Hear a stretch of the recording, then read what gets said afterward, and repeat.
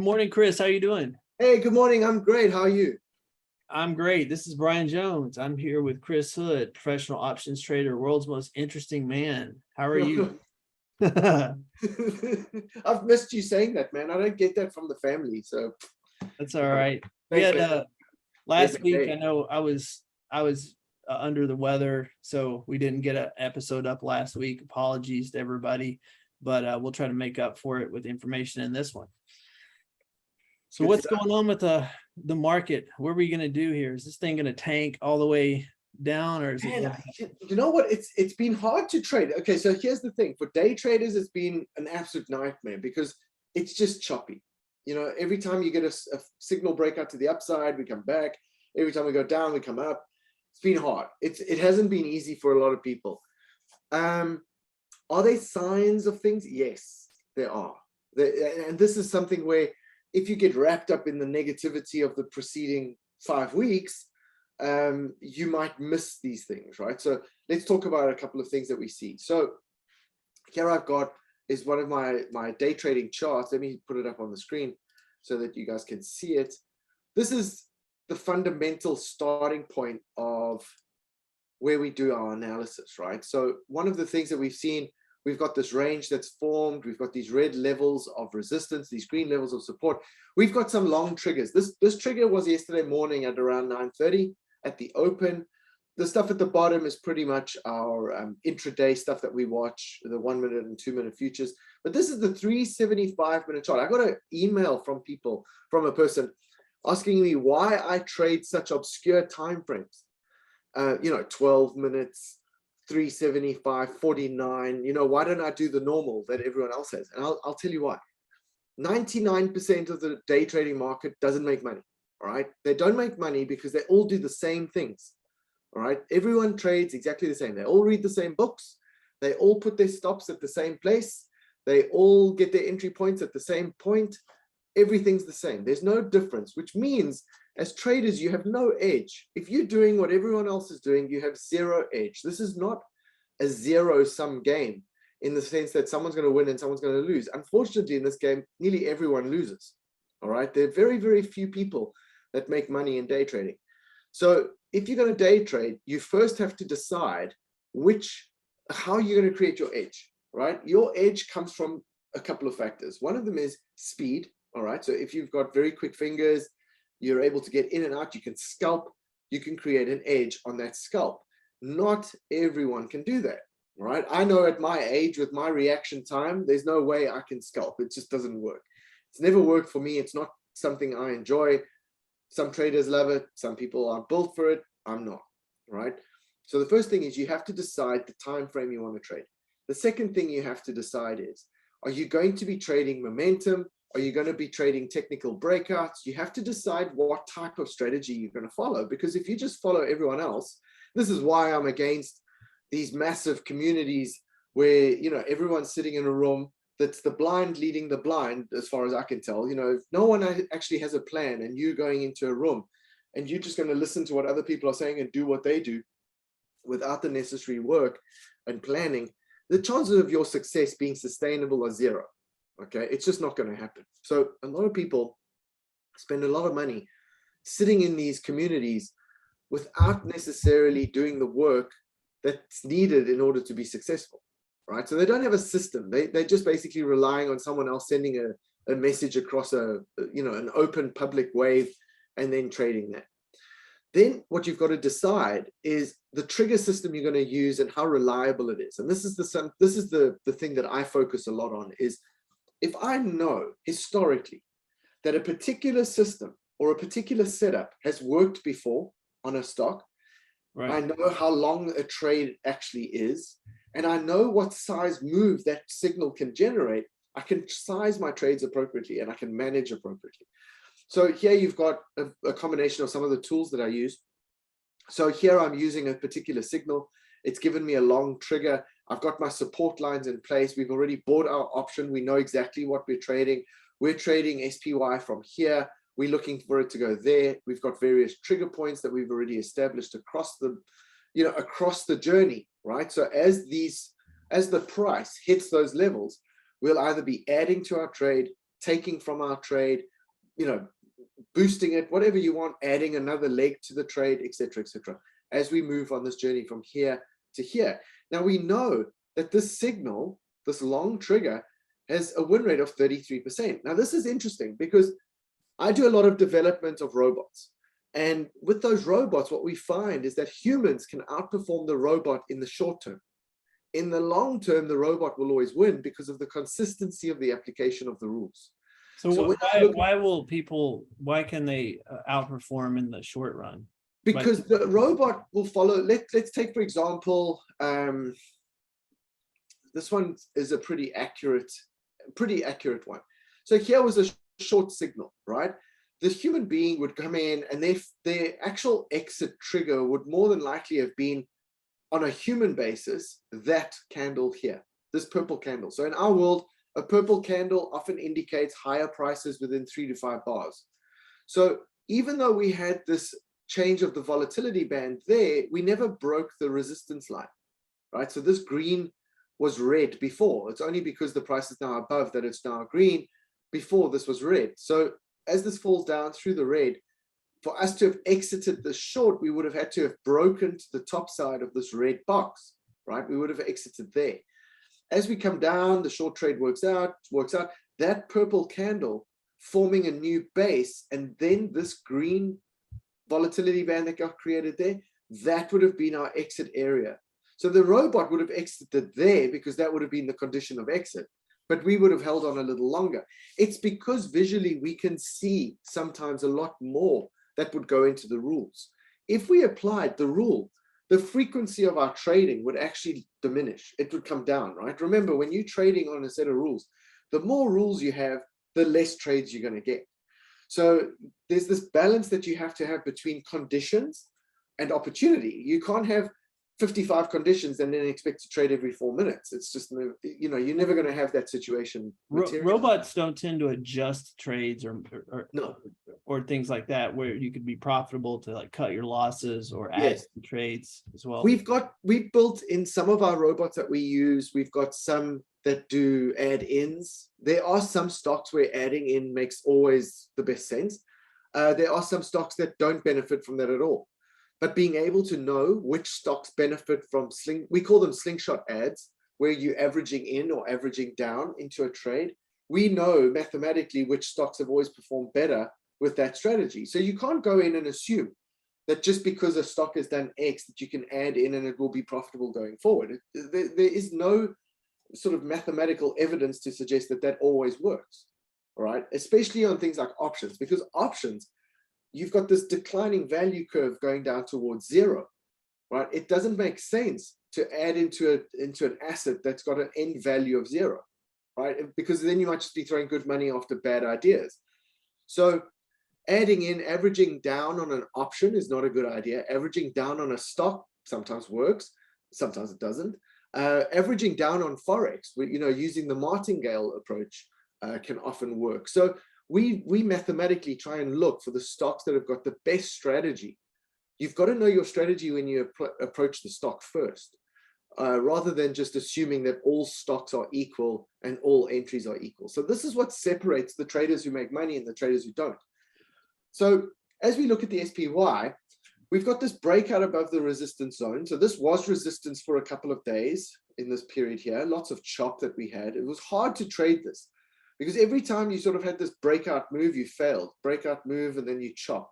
So it's very difficult to do long duration trades on this. This is why we've sort of pulled in our trading timeframes into the 5 and the 12-minute chart, as opposed to just, going for the 375. So if we start looking at the 5-minute chart, which was our trades from the last couple of weeks, and we reset it, you can see how hard it is to trade this kind of chop. It's very, very difficult. And for options, it's even worse because you buy these hyperinflated priced options on these breakout moves only to be killed on the reversal, right? So very, very difficult market conditions, certainly not without opportunity. Right, difficult to trade, but there's opportunities. That's the way I would say it. You can't apply a very bullish mindset into the market right now.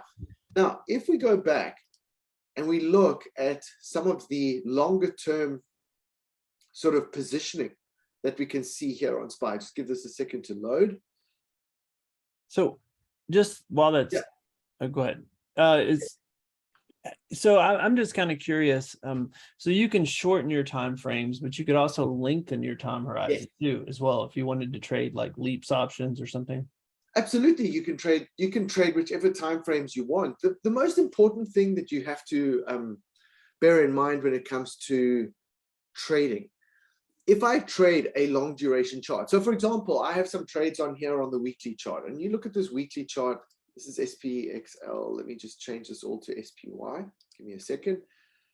Just for the non-day traders, So for the non-day traders, what you would do is you've got to be careful not getting wrapped up in the intraday charts, because if you get wrapped up in the intraday charts for for your trading, you're going to land up taking a huge amount of pain because you start worrying about your position, right? So you need to make sure, if you've got long-term trades on, remember, which chart am I trading?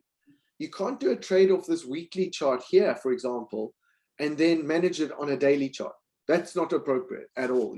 If you go in on a weekly chart, you stay in on a weekly chart. So let's look at this. You've got 3 charts in front of you. One of them is the day chart here. This is the weekly, this is the monthly. If we look at the daily chart, you can see this green Vel band that's starting to form. We're above the 8 EMA. We're moving towards this key level of 407. Now, a break of 407 would transform the trend of the SPY dramatically. 407, right? So that's 17 points above where we are now. Is it possible for us to go from here to here in the next 4 days? All right. So why do I say 4 days? Because the weekly chart has the same level applied. There's the 407 level. Okay. And a break of this level would put us very nearly into an area where we can change the volatility band into green, which shifts the trend that way. Okay, so 4 days, if we can have 17-point move in 4 days, close above 407, if I look at the expected move for this week is $8.88, right? So we'll probably get to the 400 mark. That's probably where we're going to land up at the end of the week, 400. So somewhere around there. Now, I have a divergent high bar, this orange candle, which indicates lower prices over the next 3 to 5 days. So we could come back. This could be a fail at the 8 and then come back down. That's normal. That could happen completely. If we start looking at our various oscillators at the bottom, what you can see is I'm already starting to lose power on this upward move already on my shorter duration momentum oscillators. My medium-term momentum oscillators are starting to build strength. My stochastic is still red, green, green, red, green. So my composite is a dark green. I'm really looking for this to be bright green, bright green, bright green, bright green. If all of these were green, green, green, 3, 2, 1, if I had that sort of scenario, then I'd be very confident in saying that the price will go this way. But at this point, I've got an early warning trigger here. My stochastic is pointing in the right direction, but it's not above 0. Okay, my stochastic -11, -12, -9. It needs to be above 0. If it's above 0, I get power on my side. Then I've got momentum. So on the day chart, we could be going here. We could be going here. Give it some space. But a positive sign, green volatility band, early warning trigger. The weekly chart, this looks very bearish. We need to get there by Friday. If we're not there by Friday, we could just be failing here at the 13. Okay. Now, our oscillators are giving us an early warning trigger, slow down to the downside, slow down to the downside, slow down to the downside. We might just chop around here on a week-by-week basis. So if you're trading longer-term leaps, this is the chart you really want to watch, is this weekly chart. And you want to be setting your levels. So if you were selling call options, you'd be selling them above 420. If you were selling put options, you would be selling them down here at around 338, 364. These are the long-term leaps, right? You don't want to be, I wouldn't be targeting a long call up here until we get past this level, because buying long calls, I need to have a bullish outlook on this chart, and there's none here. It's all red still. When you go even further and you start looking at this monthly chart, we've got 4 days, or sorry, 2 days and 7 hours until the end of this month. What we need is this to close above 407. That's not going to happen. We know that's not going to happen because our expected move puts us at 388 on Friday. So, or 398 on Friday. So we know that the 407 for this month is not going to happen. We're going to close underneath and we're going to be going this way.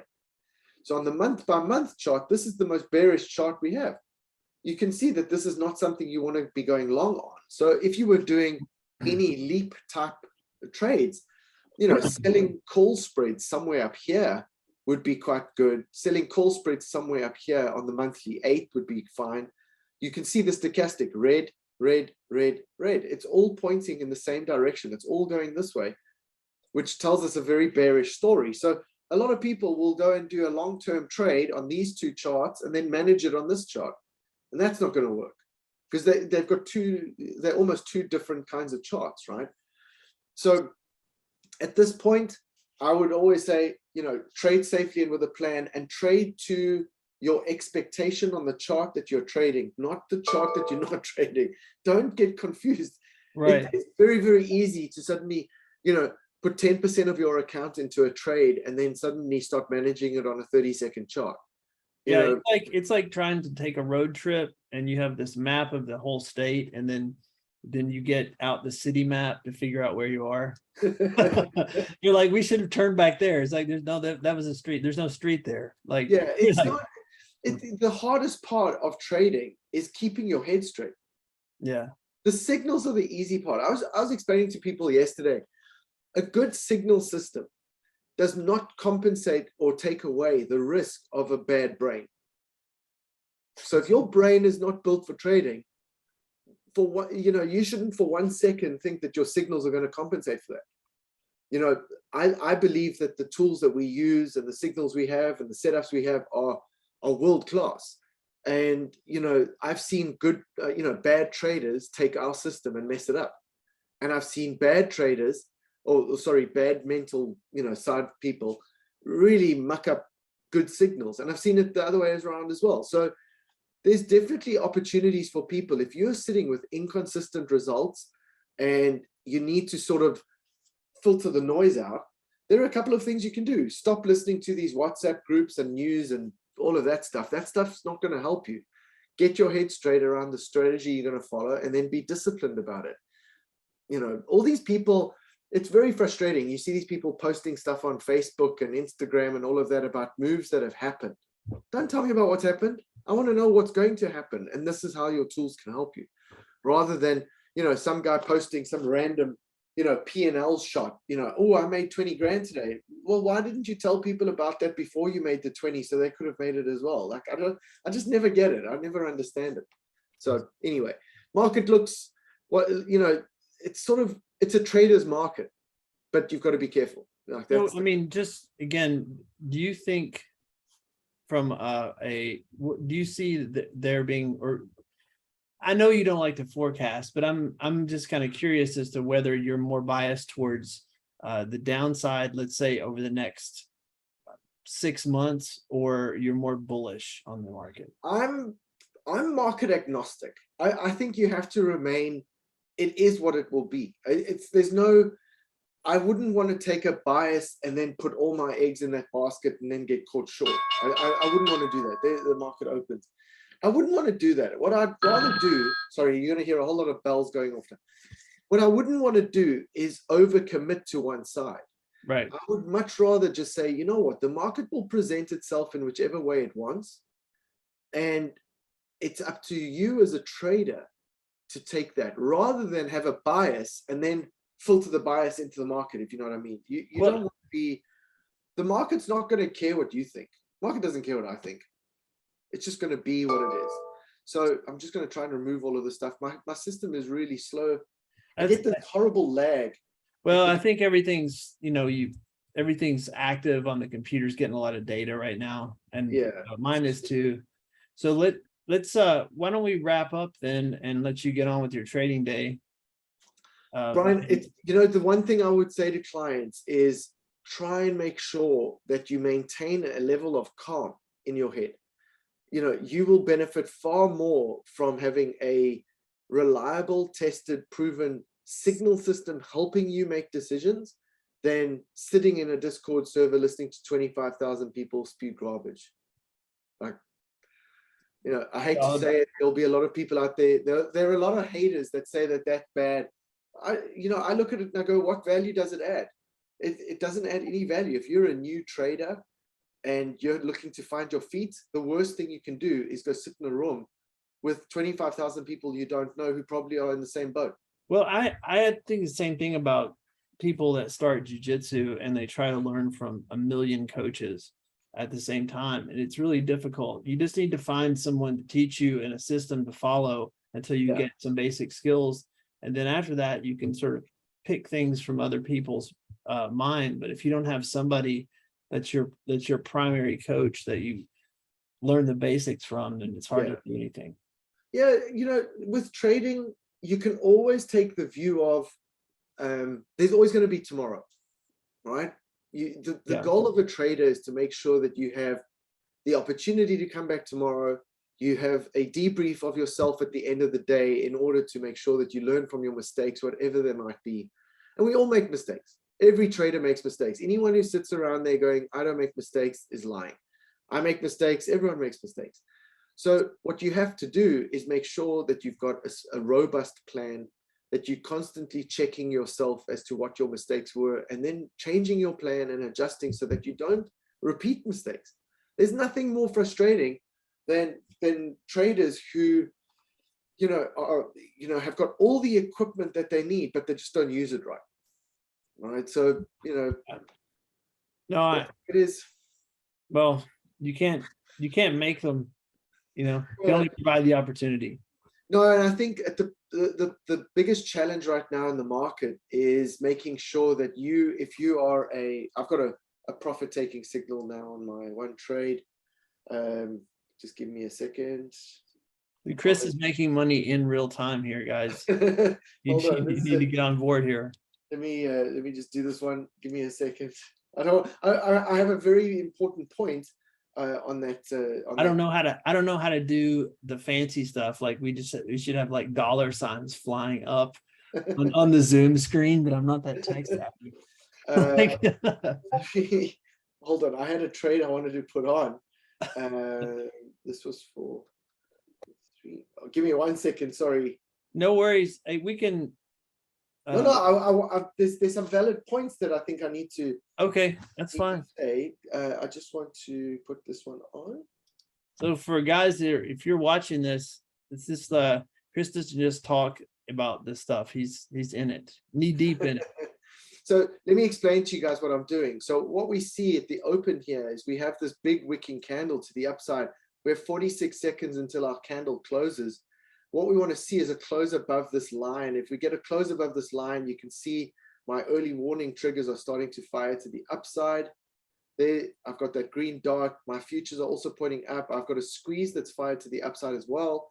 So what I'm doing is I'm actually adding a short put that I have against my long put that I added yesterday, because I believe we will come back. I believe this will pull back. So I'm just going to add a short put against my long put just to make some extra cash. That will give me an opportunity to close it later today. If this move extends and continues, that short put will continue to make money, and I will be able to cash it out later on today for a gain if this move continues, while I still hold my put for next week for the potential reversal.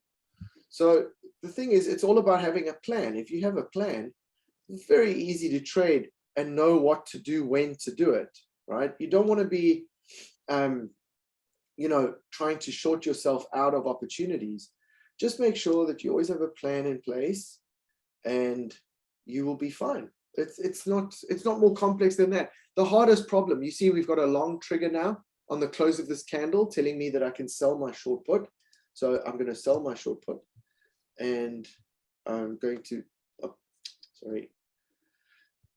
this laggy system does tend to be problematic. Let me just sell this. And yeah, so what were we saying? I thought I had a valid point, and I now have forgotten it because I got all excited that I can buy myself a burger later on. Here we go. It's going to sell. There we go. That's the sell. So now I've got my sell done. Okay. So the thing with tools, a lot of people fixate themselves on tools.